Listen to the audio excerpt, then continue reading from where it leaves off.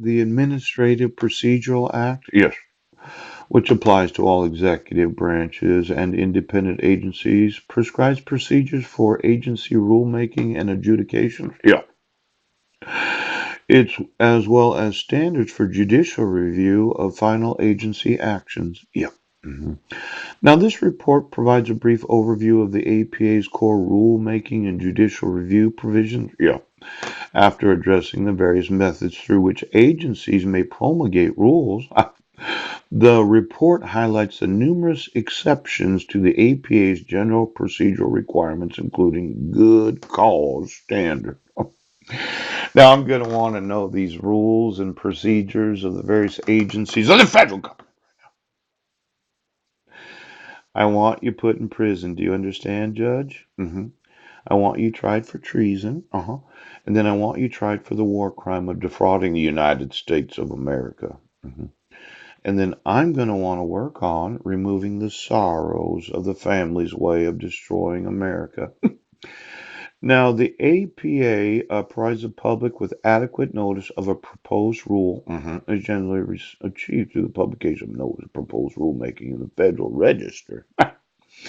Now, when you decided to write this SS 6 branch of the United States Air Force, I don't think it is in the interest of the United States for any leadership of any military department to have the arbitrary right mhm, to dismiss any employee of the military without any sort of review.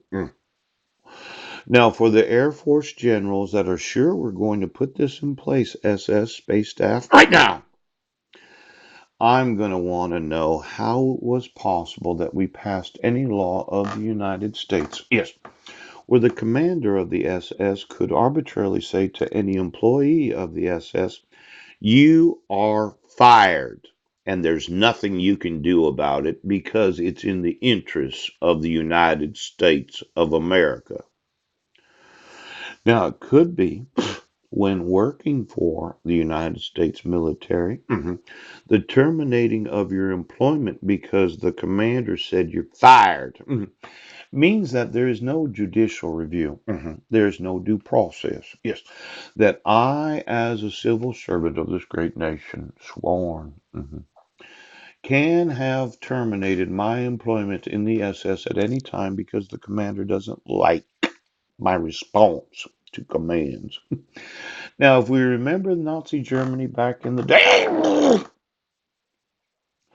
it was the policy of the SS that if you did not have complete allegiance to the SS, they terminate your employment of the Nazi government of that time too.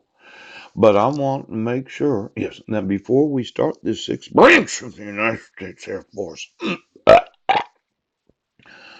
that before any general decides to terminate the employment of any employee of this government,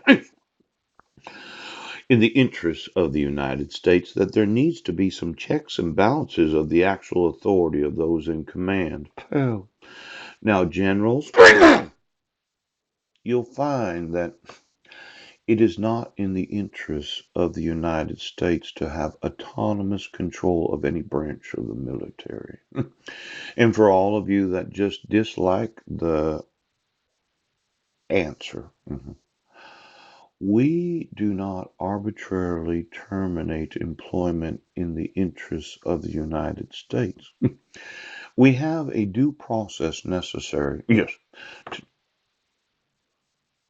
Well, General, your space staff, yes, the SS.